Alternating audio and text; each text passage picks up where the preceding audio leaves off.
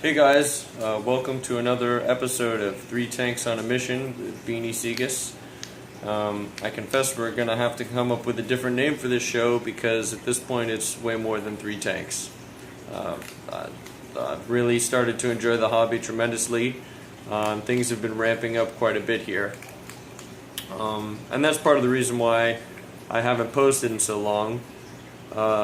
As well as the fact that I've been out of town a lot for work, so I haven't really had much time to post. But at any rate, we'll do kind of a recap of what I've built at this point and what I'm trying to do, and then at the end I'll actually ask for help and advice, honestly, with an element I'm struggling with at the moment. But without further ado, I'll get to the tanks. So behind me here are, I guess, the two show tanks, if they can be called that. The top tank shouldn't be anything too unfamiliar. We've got the two angelfish that I acquired from Capital Cichlids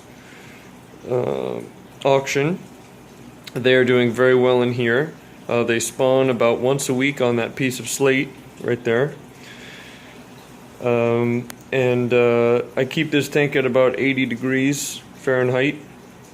I keep them quarantined on their own side of the tank there with this divider because I don't want the other fish to try and eat their eggs, and I also don't want the other fish to get attacked when the angelfish are getting pretty defensive over their eggs. Then over here we have primarily a setup for German blue rams, these little guys here. So I acquired 6 of these through aquabid.com, honestly, and I got real lucky. I bought them young, and they grew up into exactly 3 males and 3 females, and not only that, but they've all paired up and mated, so I couldn't have gotten any luckier. So these guys breed maybe once every 10 days or so, but the 3 pairs are slightly staggered, so I get eggs every maybe 5 to 7 days, which is pretty plentiful. They do not like the slate. Instead, they prefer to find what can only be described as the least convenient stone or piece of wood to breed on, and that's what they make their spawning site. But I'm powering through it, and at this point I just let them spawn on whatever they'd like, and then I pull that out and move it to the nursery. The other star attraction of this tank, I would say, are the where are they? There's a couple clown loaches in here, but they're being shy at the moment.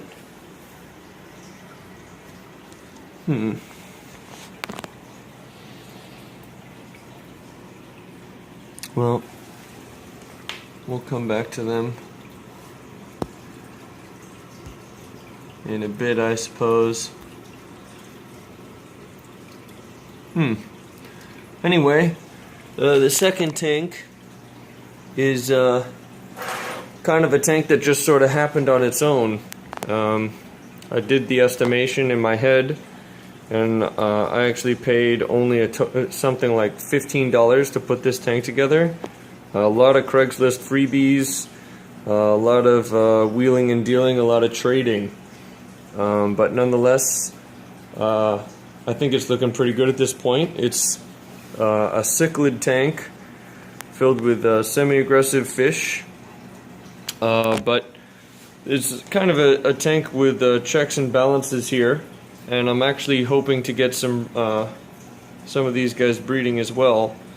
We've got quite a few different species in here, so I'll try and show you some of the guys we have. These guys here are 2 examples of Jack Dempsey's. They're pretty young still, so I'm not quite sure how many males or females I have, but I bought a pack of 6 of them for only $10 really. That's not too bad. That's most of the money for the tank, honestly. Charging in is a smaller convict cichlid that there's a female. You can see a few others floating nearby. Then another species we have here is this Jack Dempsey would be so kind to get out of the way. Yeah, we've got 6 of these guys called cribs. They're pretty neat. They like to sift through the sand, as you can see here, and find little bits of algae or micro animals and get whatever supplemental nutrition. What's cool about these guys is from far away they look a little bit plain, but the closer you get, the more colors you notice on them. You can see kind of a yellow, obviously, in the upper fins. Some of them have magenta on them. Look at that one there. Magenta and iridescent blue there on the bottom. So I got 2 males of those and 4 females, so I'm hoping some of them will pair up. And then finally we have this pair of green terrors here, which I'm told they've actually already begun their mating ritual, but we'll see what happens here. The female really loves looking at herself in the mirror. She fancies herself quite a bit, but that's okay, she's pretty enough. So anyway, the idea of what's going on here is I've made a bunch of little cubbies. You can see here maybe a little breeding nest, and under there.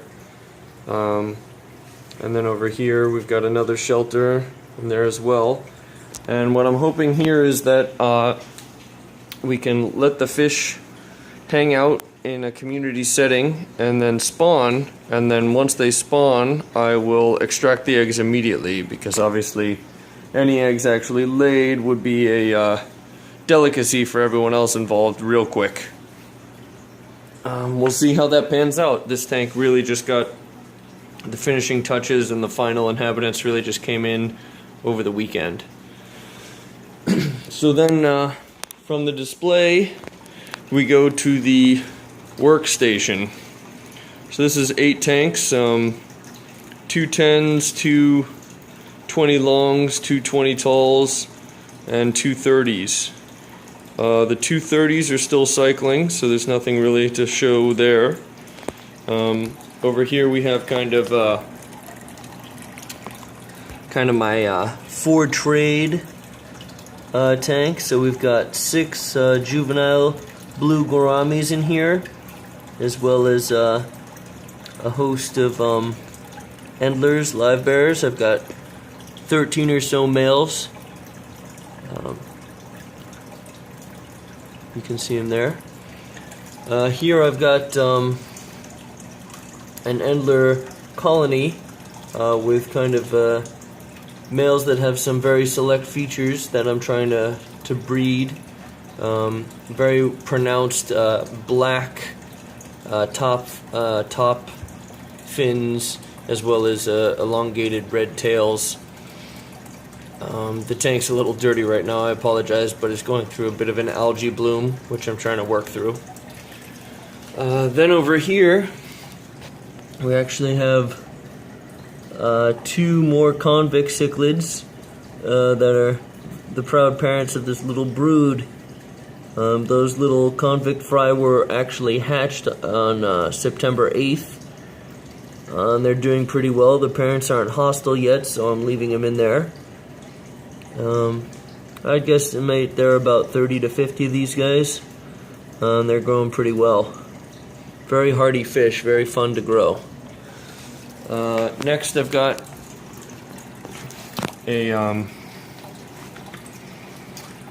10-gallon experiment, really. I came by some platies and some baby guppies for free. You can see kind of a velvet black platy there, and a blue one as well. So this is just kind of a live bearer hodgepodge of very young fish that I'm trying to just let grow out. I got these for next to nothing essentially, so it's really just kind of an experiment. And then we have another batch of convex cichlid fry. These guys are a bit older. I wish I had better light. But yeah, these guys were born on August 28th, and they are growing real fast. It's already apparent. One of the mothers was, the mother was white in color, and the father was black with black stripes. And it's already very obvious that some of them are going to come out white and some are going to come out black. But yeah, I'd say there's about, 70 to 100 of these guys, and they're coming up quick. I had to remove the parents from this tank already because they were starting to get pretty hostile, so I assumed they were going to pair up again. And then last but not least, we have the nursery, which just got up and running this week, or this weekend rather. What you see there is a clutch of angelfish eggs on a slate that I've moved in here. There's also some German blue ram fry that hatched from the last clutch that was laid. Although I gotta tell you, so first of all, only about 10 to 15 of those fry survived, made it to fryhood. And second of all, those fry are almost microscopic. I mean, moving them around with even a spoon in a cup of water, and you're dealing with like surface tension, pulling them in directions you didn't intend. So they are real tiny, and managing them is going to be a pretty steep learning curve, but I'm up to the challenge. Anyway, this is the part where I kind of need help, honestly. So these angelfish are pretty dependably laying a clutch of eggs about this size once a week, and that's great. But I'm putting them in, the water's blue here because of methylene blue, and I'm which is supposed to be an antifungal and antibacterial agent, and I'm heating the water and I'm aerating the water, and yet most of these eggs, as you can see, are turning a white, and it's pretty obvious that those eggs are dead and that they've got some fungal or bacterial growth on them, and I don't really know how to stop it. So maybe it's, some contaminant in the original water that the angelfish are in, or maybe the male's shooting blanks, or I'm not entirely sure what to do. So if anyone's got any ideas or suggestion, please let me know. For now, though, the plan is I'm going to keep any eggs that I get are going to go in that nursery. I'm going to keep them in there for probably the first week or so of their life until the fry are big enough to at least move. Then I'll put them in a grow-out tank. For the moment, I'm not sure I'm looking to acquire too many more fish, although I suspect that'll last about a week. But I'm pretty happy to watch these things develop. See what kind of fry I can get out of this. Anyway, that's it for the episode. Let me know if you guys are enjoying these videos. I'm going to be posting more of them. It's kind of good for my own, keeping my own log a little bit here. And, yeah, thanks for watching.